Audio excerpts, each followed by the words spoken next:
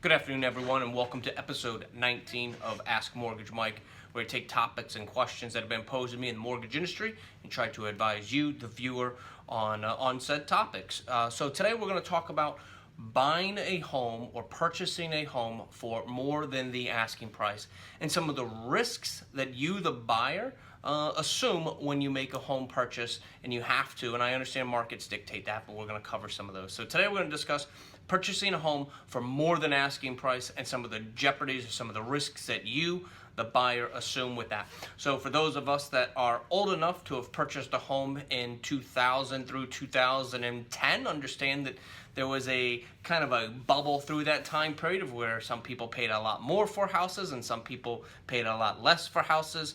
And over that time period, a lot of people lost a lot of money. For those that aren't old enough to have purchased a home during that time period, I'm assuming at some point in your life you've at least heard of the market crash that happened in the housing market in the mid to late 2000s. So part of what drives that is what's going on now in some markets. Here in Charlotte, we have a very low market or low inventory. So what's happening is there are very few homes hitting the market. And this is across the country. I know that it is going on, but here specifically, I know that we have a low inventory of people that are selling homes. What that means is that if you are a buyer, you generally are having to put in, the sellers are getting multiple offers. So you as the buyer have to come in with a very strong offer.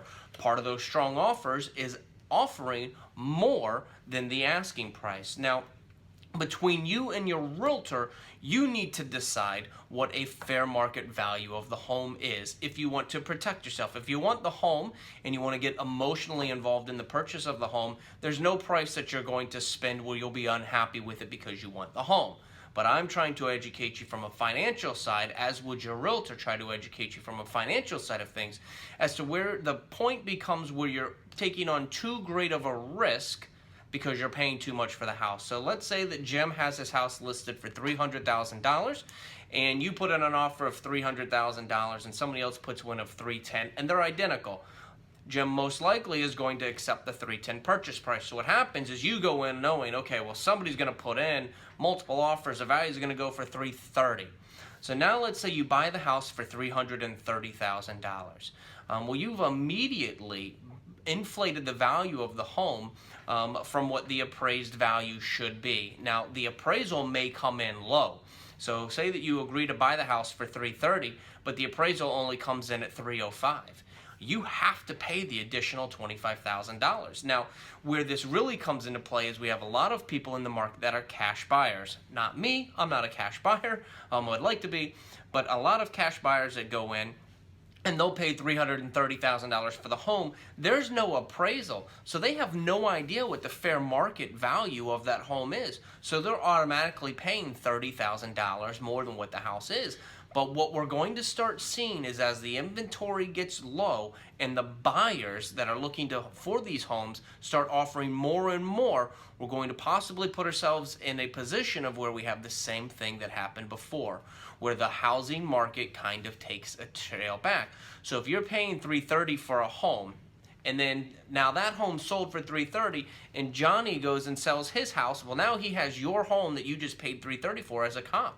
So then he can sell his for $340,000 or $350,000. Get to the point of where the marketability of the home has come in where you've picked up $50,000 or $60,000 of equity in a very short period of time. Well, now then, at some point, you're going to price yourself out of the market to where nobody's going to buy on there. Well, then what happens is then when it comes time to sell the home, you've got to lower the price in which you're selling because you've priced yourself out of the market. So it's just something that you and your realtor definitely want to talk about when you're looking at purchasing homes for more than asking price. There is a cutoff in which it becomes an awful investment. And then know that your lender is only going to allow you to finance, if you're financing, going to allow you to finance on the appraised value. So just because you want to buy the home for $30,000 more, if the appraisal comes in $20,000 or $30,000 less than the purchase price, you are responsible for coming up for the difference. House appraised is at $300,000 and you want to purchase the home for $330,000, that additional $30,000 comes directly out of your pocket to go towards the loan. So again, I hope this sheds some light on why it's important to know what the marketability and the fair value price of the home is before you make an offer. That's you and your realtor's responsibility to determine that information. Again, this was episode 19 of Ask Mortgage Mike. I hope everyone has a great week, and I'll talk to you later.